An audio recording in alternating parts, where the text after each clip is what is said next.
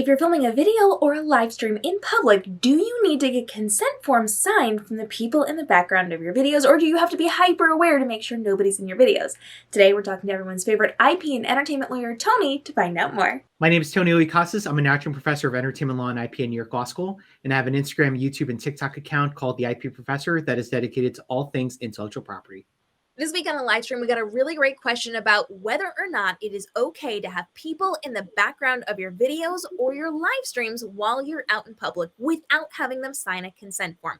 So Tony, are we allowed to have other people in the background of our videos, or do we actually have to run around with paperwork making sure that everybody signs things?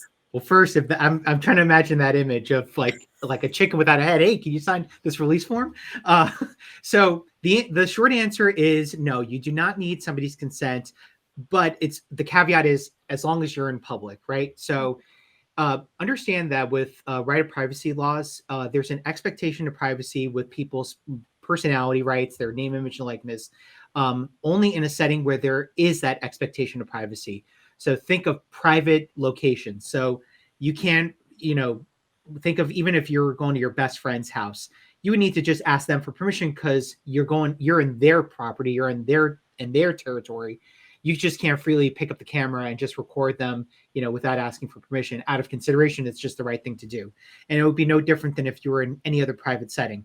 Now, this is the inverse. If you're in a public setting like a park or in the middle of Times Square or in, on a sidewalk, street, anywhere where there is no expectation of privacy. If you were to casually film a vlog or if you're doing a live session from somewhere, there is no expectation of privacy. You don't need to go around and ask for people's consents. So that's where kind of like the line is drawn in the sand there.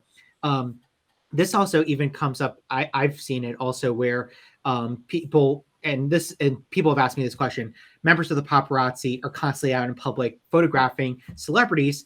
Like even then, people ask, well, did the celebrity need to give their consent? And again, the answer is no, because the reason why the paparazzi have a thriving business and what they do is because they're out in public constantly with their cameras and they catch Justin Bieber with a cup of Dunkin'.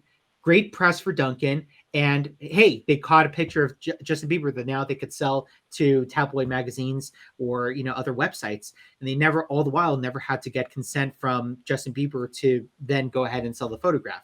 So it's a very, it's very important to stress that as long as you're in a public setting, you don't need to get those town releases. It's a different story when you're doing a sit-down interview with somebody or you are in a place where there's an expectation of privacy. That's when the consents are warranted.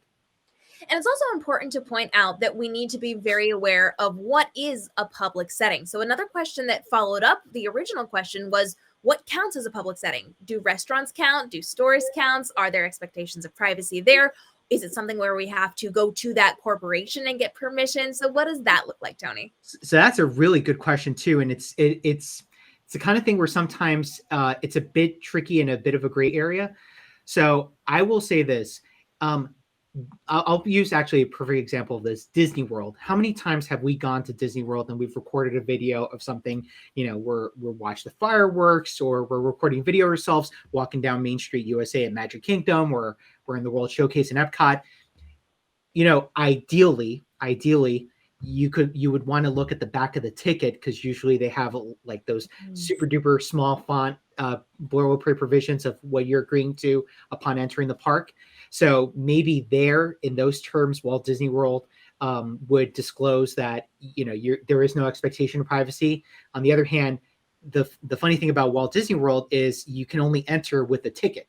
So technically, you're going into a private location. It's not like you could just waltz in and do any ride. You have to buy the admission fee in order to enter and have access to the theme park attractions, concession stands, stores, anything else that's contained at these theme parks. But I think that given the public appeal that a setting like Walt Disney World has, you can reasonably infer that there is no expectation of privacy because there are thousands of people there all the time, every single day, every single week, every month, every year. So you can freely record video as you see fit. I mean, this is a thing that happens all the time. You could just look on Instagram and TikTok, and there are plenty of videos. You're not seeing people greet cast members and the mascots with other people in the foreground. You don't see them saying, "Hey, by the way, I'm meeting Tigger. You're in the background. Is it okay if I get your permission?" It's just not a thing. So I think those types of gray area settings, I would even qualify a restaurant, so long as it's big enough, I think would meet that demand, like a Medieval Times. I'm really throwing a throwback there, or even Junior's restaurant here in New York, where they have the Brooklyn location and the Times Square location. That would kind of be a thing. But if you're going to like a bed and breakfast, that's a very, very different scenario. So I think it's also going to depend on just like the type of vibe and even the busyness that kind of happens there. More private-ish settings that operate such a large public mass, I think qualify as much as public property as a sidewalk does, or as Times Square, any other park or public setting is. It's when you get to the smaller settings where it's more intimate that there's more of a demand for expectation and privacy than anything else.